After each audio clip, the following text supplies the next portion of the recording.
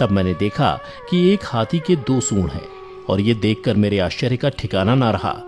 फिर अर्जुन ने बताया कि हे वासुदेव, मैंने एक पक्षी को देखा जिसके पंखों पर वेद की ऋचाएं लिखी हुई थीं। वह मरे हुए जानवर का मांस खा रहा था। फिर अर्जुन के बाद भीम ने भी श्री कृष्ण को बताया कि हे कृष्ण, मैंने देखा एक गाय ने बछड़े को जन्म दिया है और जन्म के बाद वह बछड़े को इतना चाट रही है कि बछड़ा लहूलुहान हो गया, जिसे देखकर मैं हैरान हो गया। भला कोई माता अपने बच्चों के साथ ऐसा कर सकती है? उसके बाद श्री कृष्ण ने सहदेव से पूछा, सहदेव तुम बताओ, तुमने वन में क्या देखा? तब सहदेव श्री कृष्ण से बोले, हे वासुदेव, मैंने वन में देखा कि एक जगह 6-7 कुएं हैं और आसपास के कुओं में पानी है, किंतु बीच का कुआं खाली है। बीच का कुआं गहरा है, फिर भी पानी नहीं है। यह देखकर मुझे घोर आश्चर्य हुआ कि ऐसा कैसे हो सकता है। उसके बाद नकुल ने कहा, हे नारायण, जब मैं वन में भ्रमण कर रहा था तो मैंने देखा कि एक पहाड़ के ऊपर से एक बड़ी सी शिला यानी पत्थर लुढ़कती हुई आती है और कितने ही वृक्षों से टकराकर उनको नीचे गिराते हुए आगे बढ़ जाती है, परंतु उस विशालकाय पत्थर को कोई भी वृक्ष उसे रोक ना सका। इसके अलावा वह शिला कितनी ही अन्य शिलाओं के साथ टकराई, पर फिर भी वह रुकी नहीं। अंत में एक अत्यंत छोटे पौधे का स्पर्श होते ही वह स्थिर हो गई। फिर युधिष्ठिर श्री कृष्ण से बोले, हे वासुदेव, हम 5 भाइयों ने जो कुछ भी वन में देखा वो आपको बता दिया, कृपया कर इसका अर्थ बताइए।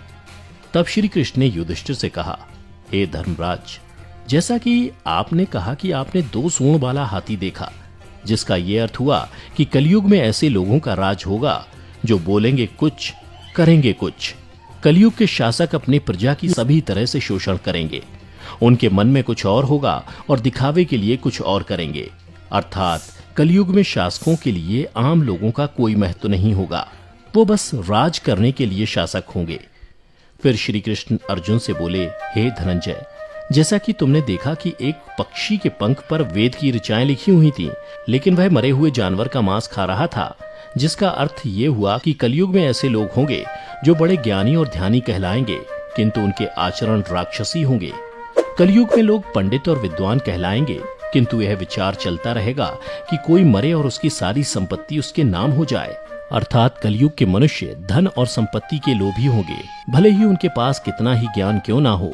इसके अलावा हे अर्जुन, कलयुग में हर जाति धर्म के प्रमुख पद पर बैठे लोग विचार करेंगे कि कब कोई किसी पद से हटे और हम उस पर विराजमान हो जाएं। कलयुग में ऐसे लोगों की संख्या बहुतायत होगी, कोई कोई विरला ही संत पुरुष होगा। अर्जुन के बाद श्री कृष्ण भीम से बोले, हे गदाधर, जैसा कि तुमने देखा कि एक गाय अपने बछड़े को इतना चाटने लगी कि वो बछड़ा लहूलुहान हो गया, अर्थात कलयुग की माता अपनी संतानों पर इतनी ममता बरसाएंगी कि बच्चों को खुद का विकास करने का मौका ही नहीं मिलेगा, जिसके कारण मोह माया में पड़कर वे बर्बाद हो जाएंगे। इसके अलावा किसी का बेटा घर छोड़कर साधु बनेगा तो हजारों व्यक्ति दर्शन करेंगे, किंतु जब मनुष्य का अपना बेटा साधु बनेगा तो रोएंगे कि मेरे बेटे का क्या होगा। इतनी सारी ममता होगी कि उसे मोह माया और परिवार में ही बांध कर रखेंगे और उसका जीवन वहीं खत्म हो जाएगा। अंत में बेचारा अनाथ होकर मरेगा।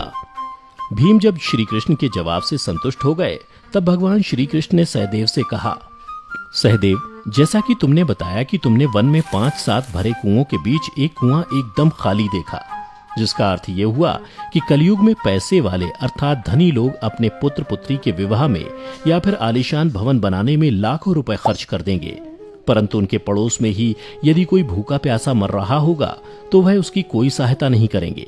भले ही उनका अपना ही सगा भूख से मर जाएगा, लेकिन वो देखते रहेंगे।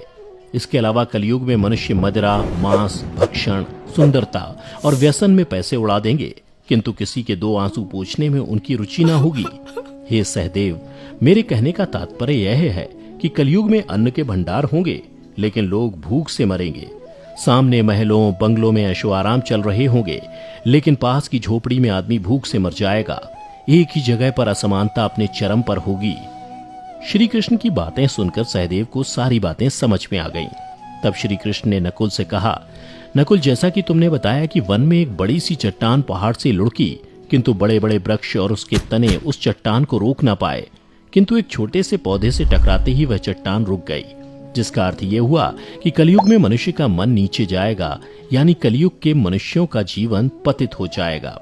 और ऐसे में मनुष्यों का जीवन धन की शिलाओं से नहीं रुकेगा, ना ही सत्ता के वृक्षों से रुकेगा, किंतु हरि नाम के एक छोटे से पौधे से, हरि कीर्तन के एक छोटे से पौधे से मनुष्य जीवन का पतन होना रुक जाएगा।